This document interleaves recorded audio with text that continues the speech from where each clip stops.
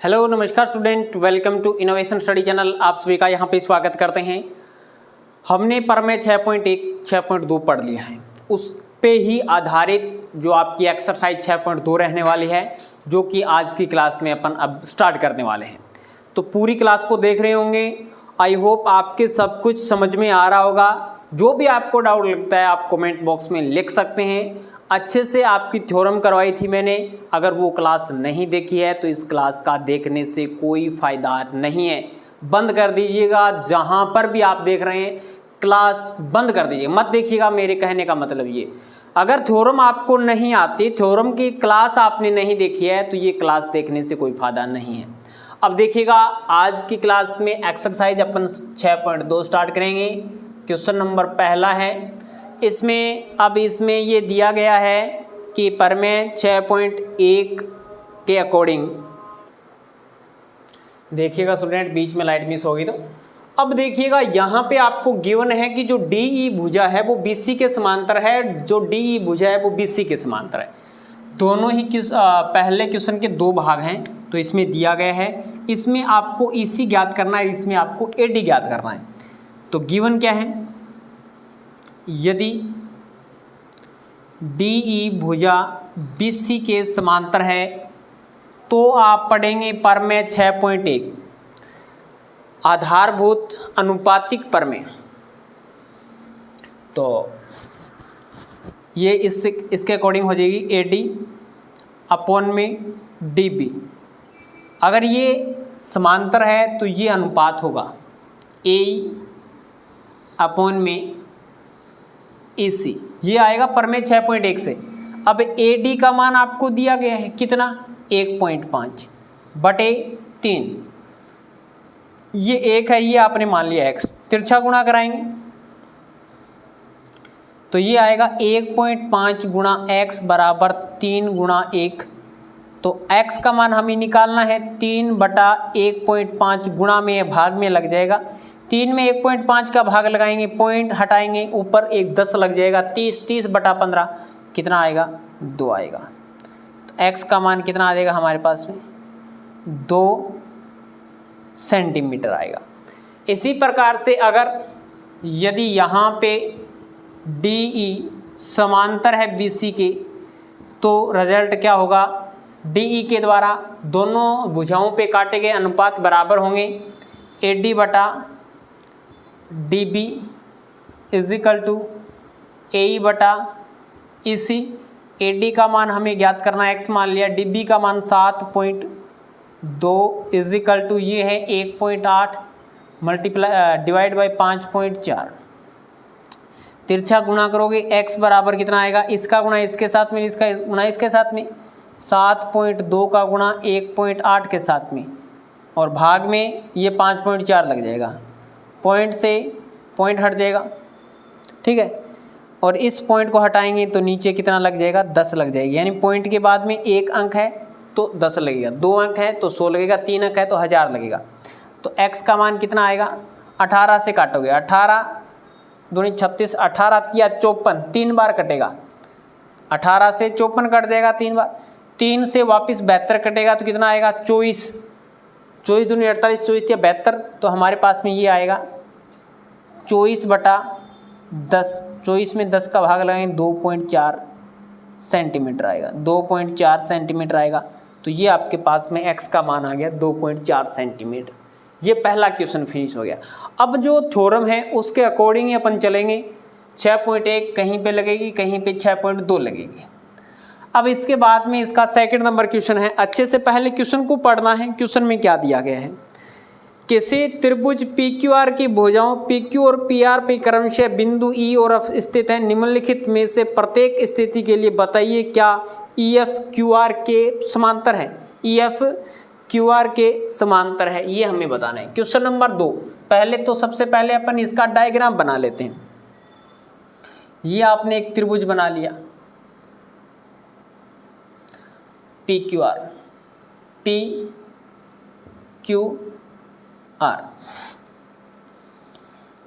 PQ पे E बिंदु, PQ पे कोई E बिंदु है और PR पे कोई बिंदु F है, तो ये बिंदु E और F। आपको इसमें पहली कंडीशन दी गई है, आपको चेक करके बताना है कौन सी कंडीशन में EF QR के समांतर है।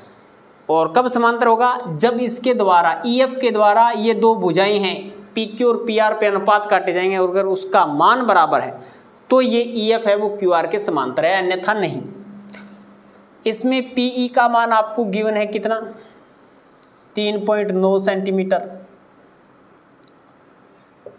आपको मान है EQ का मान पता है कितना? 3 सेंटीमीटर। ये पता है। PF का मान कितना है? PF का मान है 3.6 सेंटीमीटर और FR का मान कितना है? FR बराबर 2.4 सेंटीमीटर। अब अपन चेक करते हैं ये पहले PE और EQ इसका अनुपात।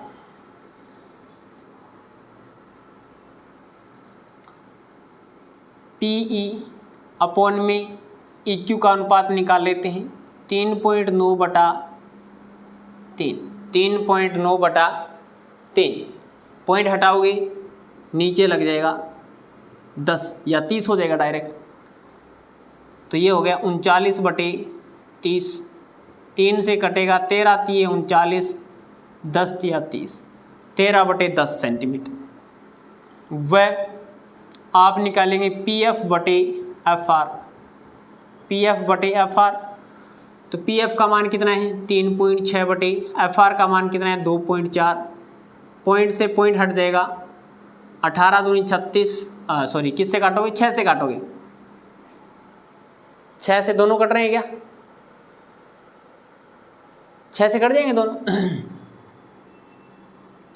6 छके 36, आगे 6 चौके 24, इसको आगे और कट जाएगा। 2 से काटोगे 3 बार कटेगा, या वैसे 12 से डायरेक्ट काटना चाहोगे तो 12 से, 12 3 36 और 12 दूनी 24, 3 बटा 2 आएगा। जबकि ये आपके पास में कितना आ गया? 13 बटे 10 आ गया, जो कि बराबर नहीं। अब PE बटा EQ जो अनुपात है वो बराबर नहीं है किसके? PF अपॉन में FR के। अगर ये अनुपात बराबर नहीं है इसलिए EF समांतर नहीं है, EF समांतर नहीं है QR के या नॉट पैरेलल है, इसलिए EF समांतर नहीं है QR के। पहली कंडीशन में समांतर नहीं है, ये अगर अनुपात बराबर आ जाता तो समांतर हो जाता। दूसरा क्वेश्चन चेक कर लेते हैं इसका। दूसरे में देखिएगा क्या दिया गया है। हमें दिया गया है PE का मान, PE का मान 4 सेंटीमीटर दिया गया है। QE का मान कितना दिया गया है? 4.5 सेंटीमीटर दिया गया है। PF का मान कितना दिया गया है? 8 सेंटीमीटर दिया।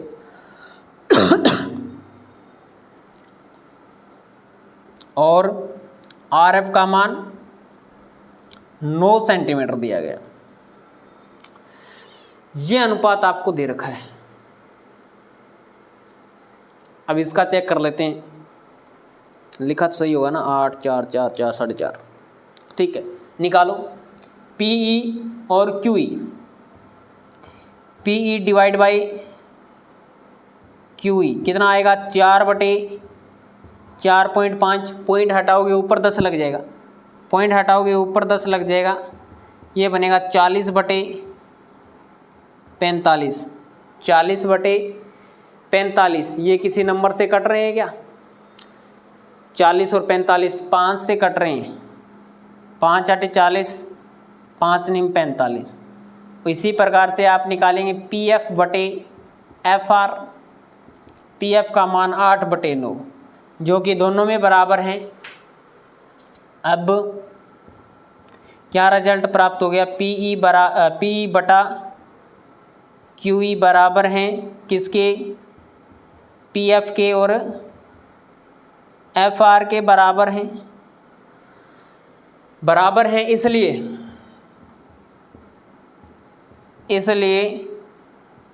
EF समांतर है क्यू आर की, ई एफ समांतर है क्यू आर की। यही आपको बताना है कि इस कंडीशन में, दूसरी कंडीशन में ये भुजा इसके समांतर होगी, पहली कंडीशन में समांतर नहीं है। इसके हिसाब से अपन इसका आप एक बार स्क्रीनशॉट ले लें, फिर मैं इसको इरेज करूँगा, पहली साइड वाले को इरेज करूँगा, क्योंकि दूसरे क्वेश्चन की 3 पार्टीशन है, दो हमने कर लिए, एक बचा हुआ है। तो अब इरेज कर देता हूँ इसका पार्टीशन। ये समझ में तो आ रहा है ना, कोई दिक्कत नहीं है, ज़्यादा हार्ड भी नहीं है। अगर आपने इससे पहले वाली अगर क्लास लगाई है तो, वैसे तो सारी क्लासें एक दूसरे से रिलेटिव होती है। अगर हम पीछे वाली क्लास नहीं देख के आगे वाली क्लास देखते हैं तो कुछ भी समझ में नहीं आने वाला होता है, लेकिन इसमें तो देखनी ही पड़ेगी और कोई इलाज भी नहीं है हमारे पास में कि ऐसे वैसे भी काम चला लें तो नहीं चलने वाला। तो देखिएगा, अब इसका तीसरा क्वेश्चन है, दूसरे का तीसरा है। इसमें हमें मान दिया गया पी क्यू का मान कितना, 1.28 सेंटीमीटर। पी आर का मान कितना दिया गया है, 2.56 सेंटीमीटर। हमें दिया गया पीई का मान कितना दिया गया है, 0.18 सेंटीमीटर। व पीएफ का मान कितना दिया गया, पीएफ का मान दिया गया 0.36 सेंटीमीटर। अब देखिएगा स्टूडेंट, आपको पी क्यू का मान दे रखा है, पी क्यू टोटल मान दे रखा है पी क्यू, और पी आर का मान दे रखा है, टोटल पी आर का मान गिवन है। पी का मान ये मान है आपके पास में और ये मान है। अब हमें निकालना है ये मान। क्या करें, टोटल में से ऊपर वाला घटा दें तो नीचे वाला बचेगा, निकाल लेते हैं। लेकिन ये पूरे के हिसाब से भी कर सकते हैं, लेकिन फिर भी मैं आपको इसके अकॉर्डिंग ही करवा देता हूँ। तो ई क्यू बराबर कैसे आएगा, पी क्यू माइनस में पी ई। ये कितना है, पी क्यू का मान 1.28 माइनस में पी ई का मान 0.18, तो ये बनेगा 1.10 सेंटीमीटर। अब निकालेंगे F R. F R is equal to P R minus में पी एफ। पी आर का मान कितना है, 2.56 माइनस में पी एफ का मान कितना है, 0.36, तो ये बनेगा 1.20 सेंटीमीटर। 0 बचेगा, 5 में से 3 जाएंगे 2 और 2 बचेगा, नहीं 2.20 सेंटीमीटर आएगा। अब निकाल दें पी ई बटा ए क्यू। पी ई का मान कितना है, 0.18 और ई क्यू का मान कितना है, 1.10। पॉइंट से पॉइंट हट जाएगा, क्योंकि पॉइंट के बाद में यहाँ पे भी 2 संख्या, यहाँ पे भी 2 संख्या है, तो ये बनेगा 18/110। 2 से काटोगे ये 9 बार कट जाएगा, ये 55 हो जाएगा। ठीक है, 9/55। इसी प्रकार से आप निकालोगे पी एफ बटे एफ आर। पी एफ का मान कितना है, पी एफ 0.36, एफ आर का मान 2.20, पॉइंट से पॉइंट हटा देंगे, 36/220।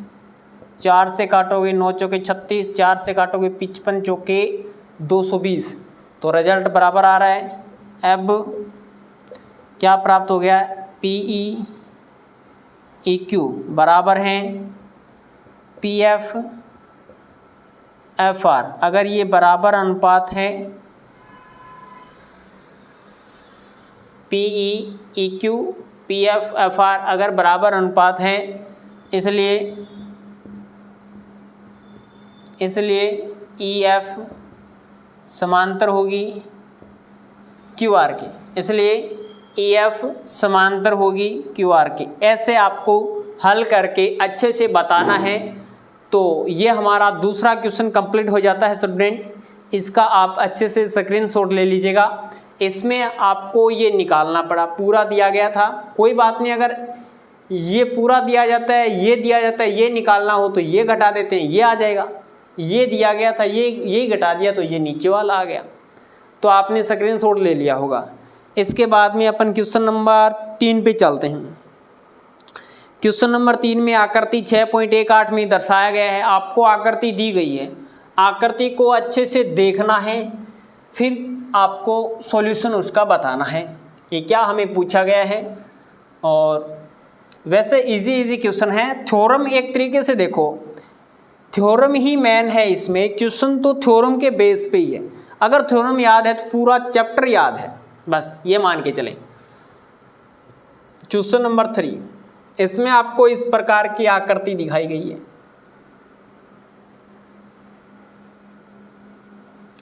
इस प्रकार की आकृति है, ठीक, बना लीजिएगा। ये बना लिया आपने। इसका नाम दिया A, B, C, D, ये M, L, N। इसमें L, M गिवन है, BC पैरेलल है BC के या CB के। LN ये देखो दिया क्या है, दिया है LM समांतर है BC के या CB के, एक ही बात है, CB के कर दो, ये इसके समांतर है।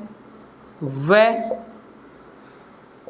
LN समांतर है CD के, यानी ये भुजा इसके समांतर है, ये भुजा इसके समांतर है। सिद्ध क्या करना है, सिद्ध करना है AM बटा AM है या और कुछ भी है, AM ये हमें सिद्ध करना है। AM बटा AB, अच्छा पूरा लेना है AB, कोई बात नहीं। AB बराबर है AN बटा AD, ये हमें सिद्ध करना है। रचना करने की कोई आवश्यकता नहीं है, डायरेक्ट उत्पत्ति लिखेंगे। जिसमें रचना करनी होती है उसमें रचना का पॉइंट भी बनाते हैं। तो दिया है, सिद्ध करना है उपपत्ति।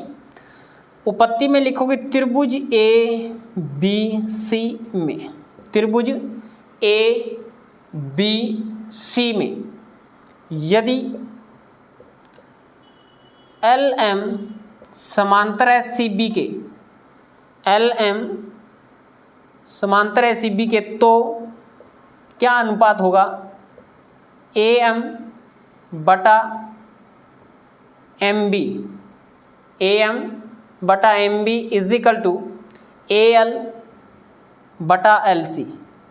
अब देखो ये कौन सी थ्योरम से आएगा, अगर ये दोनों भुजाएं समांतर है, पैरेलल है, तो ये अनुपात होगा किससे, परमेय 6.1 से, या आप लिख सकते हैं थेल्स परमेय या CBT theorem,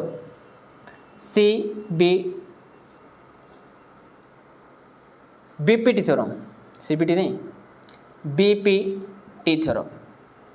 converse of BPT theorem वो 6.2 है, या आप इसको इस प्रकार से भी पढ़ सकते हैं, परमेय 6.1 के अकॉर्डिंग।